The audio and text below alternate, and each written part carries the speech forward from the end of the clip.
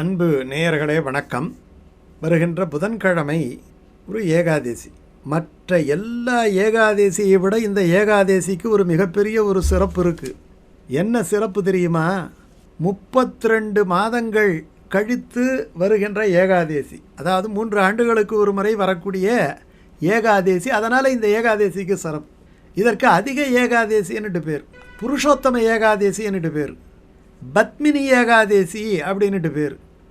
இப்படி பல பெயர் இருக்குது. அது என்ன அது விசேஷம்னு சொன்னால், பொதுவாகவே உங்களுக்கு தெரியும், மாதத்தில் 2 ஏகாதசி வரும். ஒன்று வளர்பிறையில் ஒரு ஏகாதசி வரும், தேய்பிறையில் ஒரு ஏகாதசி வரும். மாதத்தில் 2 ஏகாதசி. அப்போ 12 மாதத்தில் எத்தனை ஏகாதசி வரும்? 24 ஏகாதசி வரும். ஆனால் பாருங்கள், இந்த லீஃப் வருஷம்னுட்டு இருக்குது இல்லையா, அந்த சுழற்சியில் ஒரு வருஷம் மட்டும் 25வது ஏகாதசி வரும். இதுக்கு அதிக ஏகாதசி, எக்ஸ்ட்ரா அப்படின்னு சொல்கிறோம் இல்லையா, இதற்கு அதிக ஏகாதசி. அந்த அதிக ஏகாதசிக்கு மிகப்பெரிய ஒரு சிறப்புன்னு இருக்குது. அந்த அதிக ஏகாதசி தான் அதிர்ஷ்டவசமாக ஒரு 32 மாதங்கள் கழித்து இன்றைக்கு வந்திருக்கிறது. இன்றைக்கி புதன்கிழமை. இன்றைக்கி புதன்கிழமையில் காலையில் 9 மணி வரைக்கும் ஹஸ்த நட்சத்திரம் இருக்குது. அதுக்கப்புறம் சித்திர நட்சத்திரம். ஏகாதேசி இந்த புதன்கிழமை காலையில் 9:20 வரை இருக்குது. அதுக்கப்புறம் துவாதசி வந்துடுது. பெருமாளுக்கு பத்மநாபன் என்னட்டு பேர். கமலம் என்றாலே தாமர மலர், பத்மம் என்றாலும் தாமர மலர். பத்மத்தில் அமர்றதால மகாலட்சுமிக்கு பத்மாசினி அப்படின்னுட்டு பேர். பத்மா என்னட்டு பேர், பத்மாவதி தாயார் அப்படின்னுட்டு பேர். புருஷோத்தமன்ட்டு பெருமாளுக்கு பேர். புருஷோத்தம ஏகாதசி, உத்தமமான ஏகாதசி. எப்படி மனிதர்களிலே உத்தமனாக அந்த புருஷோத்தமன் இருக்கிறானோ, அதே போல் இந்த ஏகாதசியிலேயே டாப் கிளாஸ் ஏகாதசிங்கிறதால இதுக்கு புருஷோத்தம ஏகாதசி என்னட்டு பேர். இந்த புருஷோத்தம ஏகாதசியில் நம்ம என்ன பண்ணணும்னு சொன்னால், விரதம் இருந்து அந்த விரதம் இருக்கின்ற பொழுது நம்ம எப்படி அந்த உணவை எடுத்துக்கொள்ள வேண்டும் என்பதற்கு தொண்டரடிப்புடியாழ்வார் ஒரு பாசுரத்தை பாடியிருக்கிறார். என்ன பாசுரம் அப்படின்னு சொன்னால், அந்த பாசுரத்தை சொன்னால் உங்களுக்கு இதில் உள்ள தாத்பரியம் புரியும்.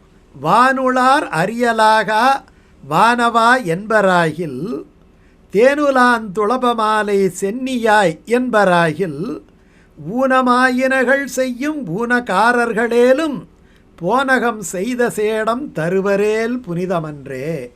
ஏகாதேசி விரதம் என்பது நம்ம பெருமாளை யாரெல்லாம் வணங்குகின்றார்களோ அவர்கள் எந்த குலத்திலே இருந்தவர்களாக இருந்தாலும், அவர்கள் பரம பாகவதர்களாக இருந்தால், எம்பெருமானை நம்புபவர்களாக இருந்தால், முதலில் அவர்களுக்கு உணவு தந்துவிட்டு அந்த உணவினுடைய மிகுதியை நாம் உணவாக ஏற்றுக்கொள்வதன் மூலமாக நமக்கு புனிதம் கிடைக்கும். அதுதான் தூய்மை.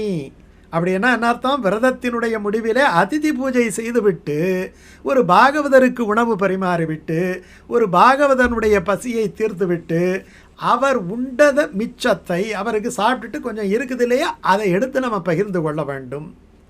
இது பல முனிவர்கள் ரிஷிகர்கள் எல்லாம் காட்டியிருக்கிறார்கள், நிறைய காட்டியிருக்கிறார்கள். சில பேர் எல்லாத்தையும் அதிதிகளுக்கு கொடுத்து விட்டு பட்டினியாக இருந்திருக்கிறார்கள். அவர்களுக்கு இறைவன் காட்சி தந்து எல்லா செல்வங்களையும் அள்ளி அள்ளி தந்திருக்கின்றான். அதுதான் இந்த விரதத்தினுடைய மிக மிக முக்கியமான ஒரு விஷயம்.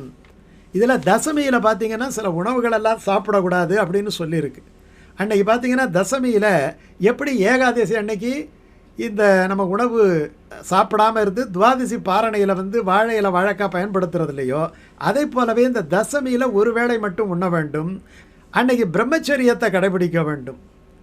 அடுத்த நாள் காலையிலே விடிகாலையிலே எழுந்து நம்ம கங்கையை நினைத்து கொண்டு புனித நீராட வேண்டும். அப்படி நம்ம செஞ்சு அன்னைக்கு முழுக்க நம்ம விரதம் இருந்தால் நமக்கு என்ன கிடைக்கும்னா, எல்லா விதமான சம்பத்தும் கிடைக்கும். கார்த்த வீரியார்ஜுனன் அப்படின்ட்டு ராமருடைய வம்சத்தில் வந்தவர். அவருக்கு 1000 மனைவிகள் இருந்தாலும் கூட குழந்தை கிடையாது. அவர் என்னென்னமோ பண்ணி பார்க்குறார். ஒரு பெரிய மலை உச்சியில் கடைசியில் எல்லாவற்றையும் இழந்து மலை உச்சியில் போயிட்டு அவர் இறைவனை நினைத்து 1000 வருஷம் இருக்கிறார். யாரும் ஒரு சந்தான பிராப்திக்காக. கண்ணன் இறங்கவில்லை. ஆனால் அவரோட இந்த 1000 பேரில் பத்மினி என்கிற அவருடைய மனைவி, இந்த கார்த்த வீரியார்ஜுனுடைய மனைவி, அவங்களும் போகிறாங்க. தன்னுடைய கணவனார் ஒன்றுமே சாப்பிடாமல் எலும்பும் தோலுமா இப்படி தவம் பண்ணி கடைசியில் பலன் இல்லாமல் போயிடுச்சு. என்ன பண்ணேன், அவங்க ரொம்ப வருந்தி அந்த காட்டிலே இருக்கக்கூடிய அனுசுயா தேவி, அவங்க பெரிய கற்புக்கரசியிலே அவங்கக்கிட்ட போய் கேட்குறாங்க, இப்படி தபஸ் பண்ணியும் அந்த கண்ணன் இறங்கவில்லையே, எங்களுக்கு ஒரு குழந்தை தரலையே அப்படின்னு சொன்ன உடனே அந்த அம்மா சொல்கிறாங்க, எதை எப்படி செய்ய வேண்டுமோ, என்ன நோயோ அந்த நோய்க்கான மருந்தை சாப்பிட வேண்டும், உங்களுடைய அந்த பிராரப்தத்தை அந்த பலத்தை கொடுக்க வேண்டும் என்று சொன்னால், அந்த கர்மாவை தொலைத்து பலத்தை கொடுக்க வேண்டும் என்று சொன்னால் நான் சொல்கிற மாதிரி செய்யுங்கள்.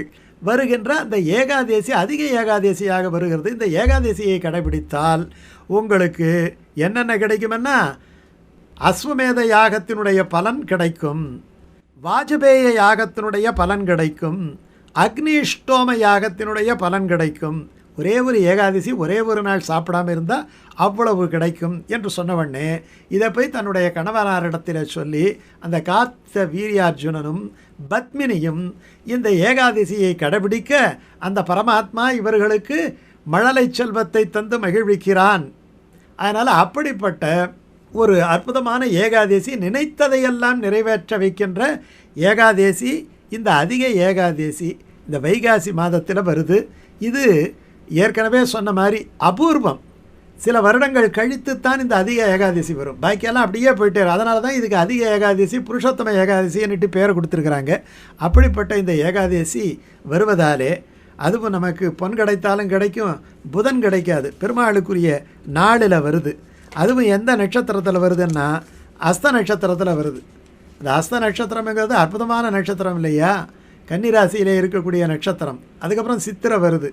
அப்படிப்பட்ட அற்புதம் நிறைந்த அந்த நாளிலே நம்ம தசமி அன்னைக்கு ஒரு பொழுது விரதம் இருந்து, ஏகாதசி அன்னைக்கு முழுமையான விரதம் இருந்து, துவாதசியிலே ஒரு பாகவதன் ஒரு அடியார் அவருக்கு உணவிட்டு இந்த துவாதசி பாரணை செய்வதன் மூலமாக நாம் எம்பெருமானுடைய அளப்பரிய கருணைக்கு நாம் ஆட்படுவோம்.